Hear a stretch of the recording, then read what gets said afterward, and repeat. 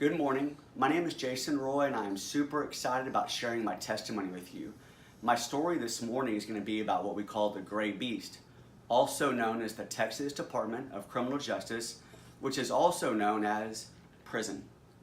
This all began in 2015 when I got a felony DWI. I was incarcerated in the Harris County Jail, and within a week I realized that in my own mind, my pride and my ego and many other brokenness faults of mine were destroying my life and destroying my family's life. So I rededicated my life to Christ. I was in county jail for approximately 10 months going through the court process. It's a very long and harrowing process. And after I'd signed for my prison sentence, the TDCJ officials came to pick me up.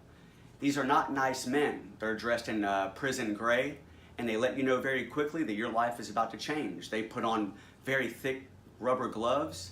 You're stripped naked, and they search you in ways you would never imagine to make sure you have no contraband that would either harm yourself or them for the long ride to the Gray Beast.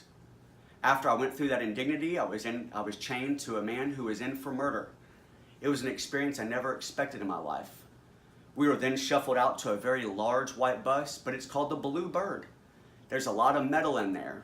You're not going anywhere in that bus. It is completely confined.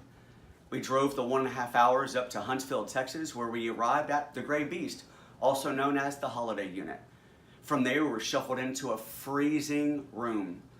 It's cold, it's dank, and they're yelling at you. You're chained, you're tired, you're hungry, you're mad, you're scared. You don't know what's about to happen. You're stripped naked again. You're prodded and poked again. You're yelled at plenty of times. You're given a small pair of boxers that don't fit, and you're shuffled into little bitty cages that wouldn't be fit for a dog.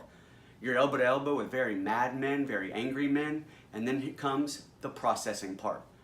You go talk to someone who's on computer. They're going to ask you all kinds of questions about your history, your family, your life, your sexual orientation, whether you've done drugs, alcohol, if you have diseases that you know of or don't know of. They're going to cover all of these things with you over about an 8-hour process. You will take a picture and they will yell at you and tell you, do not smile at this picture. This is for your prison. After this long process, you're shuffled with a bunch of material, your mattress, your sheets, your clothes, and anything else you were able to bring from the county jail, and you're sent to a dorm. When you walk in that dorm, it's a very dark place. The first thing you notice is a smell. It's a smell you wouldn't expect in a urinal outside at an event. I can promise you it's 10 times worse. The next thing you notice is the darkness. The third thing you notice, without and unequivocally, is the noise. It is always loud in prison. As soon as you walk into a prison dorm, there are approximately 50 to 58 men. They're all staring at you, they're sizing you up, and there's a point at some point where you have to go put your materials down by your bunk and go catch what's called the blue door. The blue door is where you're tested as a man if you're gonna fight or if you're gonna flight. And this is where you have to understand where life will change dramatically for you in prison. I ended up going to the blue door. I'm not going to get into what happened at the blue door, but just be rest assured that God was over me, protected me, the hedge of protection was there. This is the point where I knew in my heart, even before I left county, but when I arrived at the Gray Beast, that God was going to be with me for this long duration.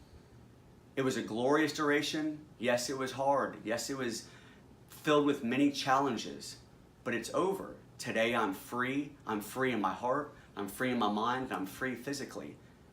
And so the point is to share the gospel of Jesus Christ. That instance, that testimony, I hope gives you some insight into what this world can be about when we don't have Christ in our life.